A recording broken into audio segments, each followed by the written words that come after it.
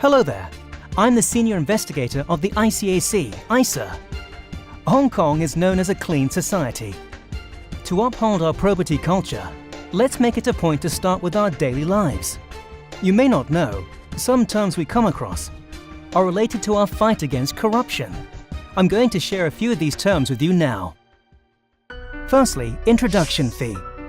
Some money is paid for an introduction of something or someone, but many times a person is not allowed to accept this fee, so think before offering. Ollie, how are things going with you? Very well. Good to hear. Keep working hard. You're new, so look. You must maintain relationships to keep your job. Thank you, boss. I know you look out for me.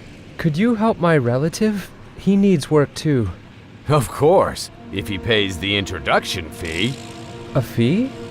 That's how it is. He has to pay me an introduction fee to get him a job. Same for you. Be smart and you'll keep your job. Be smart meaning? Each of your colleagues gives me $500 every month. So what about you? I see. Let me think about it. As you wish, but don't take too long or you'll lose your job. The foreman here made use of his position and asked his workers for introduction fee or tea money. It breaches the Prevention of Bribery Ordinance. Trade practice is no defense. In such a situation, you should refuse to pay and report this to the ICAC. People who pay money to get a job or to keep a job also breach the anti-bribery law. Hello. Today I'd like to talk about sincerity. This means treating others wholeheartedly. One must be careful when expressing sincerity so as to keep compliant with the law. Mr. Chow, my family's coming to Hong Kong next week to see me, so I'd like to swap my shift for next week to have Sunday off. It isn't easy to swap shifts. Everyone here wants to take a day off. In that case, who'll work on Sunday? Mr. Chow, I'm asking because I know Fanny has arranged the same. She's taking a Sunday off. Well, that's different. Fanny's quite diligent and very sincere. Mr. Chow, I've heard that Fanny has dozed off at work. Sometimes she's even vanished from the workplace. Don't care about others, just mind your own business. I heard from residents too. A few of them have made complaints to you. Really? What I know is Fanny shows more sincerity. Huh? You mean sincerity? If you lack the sincerity, be prepared for hardship at work, such as working at the car park outdoor. A private company employee accepts or solicits any advantage at work without their employer's approval is in breach of the Prevention of Bribery Ordinance. It is also illegal to offer an advantage. Mr. Chow, the supervisor, solicited an advantage from Kathy, the security guard, in exchange for preferential treatment. Fanny as well breached the law by offering an advantage to Mr. Chow to get a day off, justifying it as showing sincerity. An advantage is not defined in monetary term. Apart from money, any gift, employment, loan, service, and favor are advantages. Next, I'd like to talk about record. This means the keeping of information.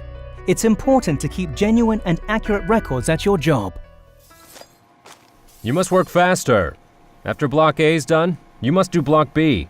But there should be somebody else to do that. I don't understand why we should. Manpower's tight at the moment, so please hurry up. What manpower problem? Several workers signed the attendance record this morning, but they seem to have disappeared, and others are taking prolonged sick leave. They rarely show up.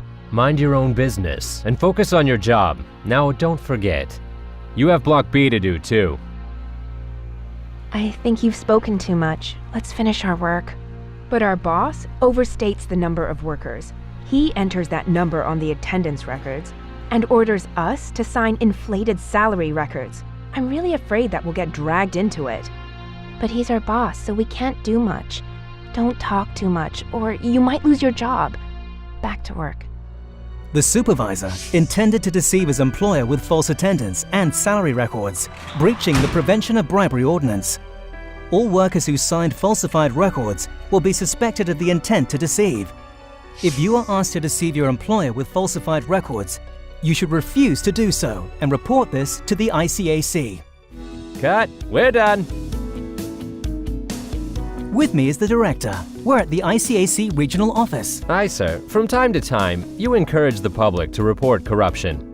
How can one make a report to the ICAC? People can make a report to the ICAC in person, by phone, or by mail.